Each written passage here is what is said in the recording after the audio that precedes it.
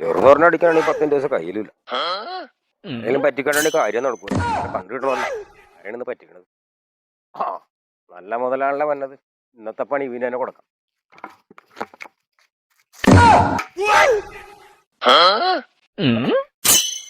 ബക്കറ്റിന്റെ പുറത്ത് നാട്ടിലോട്ടി കയറി ബക്കറ്റിന് മുകളിൽ കയറിയിരിക്കണം. ഇതിന്റെ അടിയിൽ എന്താണെന്നും പറഞ്ഞത് നക്ഷത്രാമ നക്ഷത്രാമ നക്ഷത്രാമേ ലക്ഷങ്ങൾ വിലയുള്ള സാധനമുള്ള അതൊക്കെ പറയൂ. നക്ഷത്രാമേ ലക്ഷങ്ങൾ വിലയുള്ള നിങ്ങൾ വില വരും. ഇതിനിടം നല്ലൊരു കൂട് വേണം. എന്തൊരു കൂട് വാങ്ങി എന്റെ അടുത്ത് പൈസ ഇല്ല. എത്ര രൂപയാണ് തന്നെ ഉദ്ദേശിക്കണ? 90 രൂപ. 300 രൂപ എന്നാ 500 രൂപ വെച്ചോ. നല്ല കൂട് വാങ്ങിച്ചോ. ലക്ഷങ്ങൾ വിലയുള്ള സാധനമുള്ള. അതെ അതെ ഞാൻ അന്നേരം സൂക്ഷിച്ചോളണം.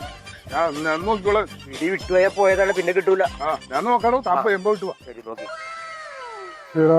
എത്ര നേരം കൂട് വാങ്ങിക്കാൻ പോയിട്ട് കാണുന്നില്ല.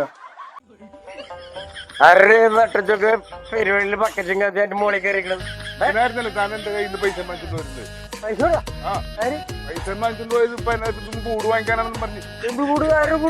കൂടോ താനല്ലേ ഇതിന്റെ അകത്ത് നക്ഷത്രാമ ഉണ്ടെന്ന് പറഞ്ഞു. താനല്ലേ കൂട് വാങ്ങിക്കണം നക്ഷത്രാമിന്റെ അടിയിലുണ്ടെന്നും പറഞ്ഞു പൈസ വാങ്ങിച്ചിട്ട്